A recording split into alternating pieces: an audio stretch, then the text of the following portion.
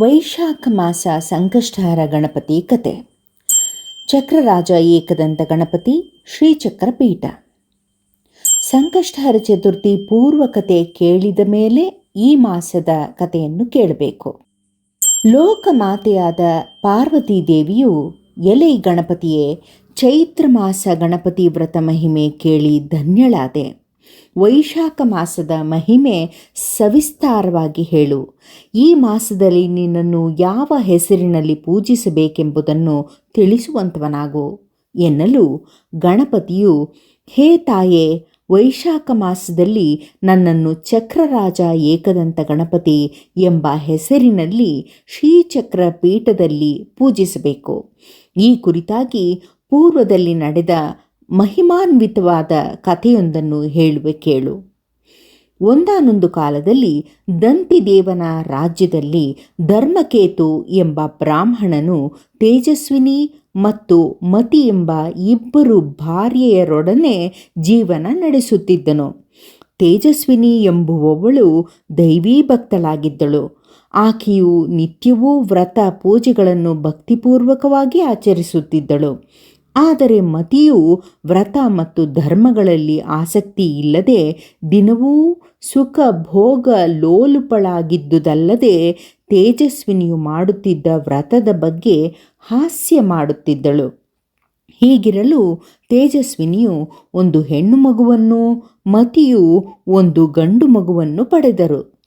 ಧರ್ಮಕೇತು ಗಂಡು ಮಗುವನ್ನು ಪಡೆದ ಮತಿಯಲ್ಲಿ ಅತ್ಯಂತ ಸಂತಸದಿಂದಿದ್ದನು.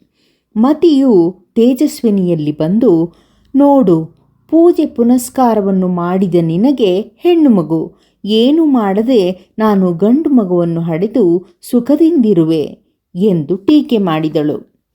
ನಂಬಿಕೆಗೆಡದ ತೇಜಸ್ವಿನಿಯು ಬಿಡದೆ ಗಣಪತಿಯನ್ನು ಪೂಜಿಸುತ್ತಿದ್ದಳು. ಕಾಲ ಕಳೆದಂತೆ ಪೂಜಾ ಫಲವಾಗಿ ತೇಜಸ್ವಿನಿಯು ಒಂದು ಗಂಡು ಮಗುವನ್ನು ಹಡೆದಳು. ಕೆಲ ದಿನಗಳ ನಂತರ ಅವರ ಗಂಡನಾದ ಧರ್ಮಕೇತುವು ಮರಣ ಹೊಂದಿದನು. ಸುಂದರನೂ ಬುದ್ಧಿವಂತನೂ ಆದ ತೇಜಸ್ವಿನಿಯ ಮಗನನ್ನು ನೋಡಿ ಸಹಿಸಲಾರದೆ ಮತಿಯು ಆ ಮಗುವನ್ನು ಒಂದು ಬಾವಿಯಲ್ಲಿ ಹಾಕಿದಳು. ಆದರೆ ತೇಜಸ್ವಿನಿಯ ಮೇಲೆ ಗಣಪತಿಯ ಕೃಪೆ ಇದ್ದುದರಿಂದ ಅವಳ ಮಗನು ಯಾವ ತೊಂದರೆಯೂ ಇಲ್ಲದೆ ಬದುಕುಳಿದನು. ಆಗ ಮತಿಗೆ ಜ್ಞಾನೋದಯವಾಗಿ ತನ್ನ ತಪ್ಪಿನ ಅರಿವಾಯಿತು.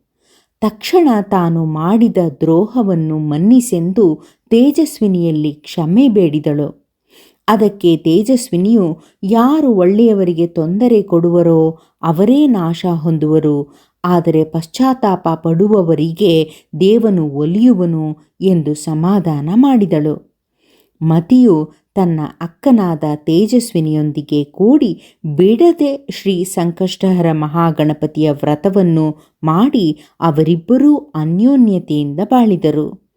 ಹೀಗೆ ಯಾರು ಶ್ರೀ ಮಹಾಗಣಪತಿಯನ್ನು ಭಕ್ತಿ ಮತ್ತು ಶ್ರದ್ಧೆಯಿಂದ ಪೂಜೆ ಮಾಡುತ್ತಾರೋ ಅವರು ತಮ್ಮ ಶತ್ರುಗಳನ್ನೆಲ್ಲ ಜಯಿಸಿ ಸುಖ ಬಾಳ್ವೆ ಬಾಳುತ್ತಾರೆ ಎಂಬಲ್ಲಿಗೆ ಶ್ರೀಕೃಷ್ಣ ಯುಧಿಷ್ಠಿರ ಸಂವಾದದ ಶ್ರೀ ಸಂಕಷ್ಟಹರ ಚಕ್ರರಾಜ ಏಕದಂತ ಮಹಾಗಣಪತಿಯ ವೈಶಾಖ ಮಾಸದ ಕಥಾಮಹಿಮೆಯು ಸಂಪೂರ್ಣವಾಯಿತು.